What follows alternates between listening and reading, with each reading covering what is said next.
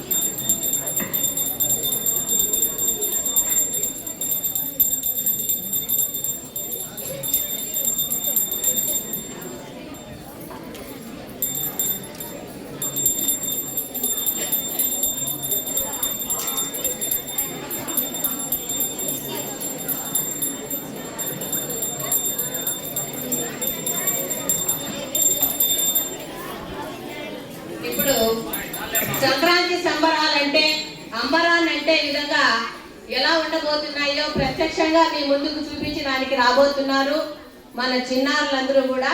దానికి గాను మన ఈరోజు వ్యాఖ్యాతగా దేవిశ్రీ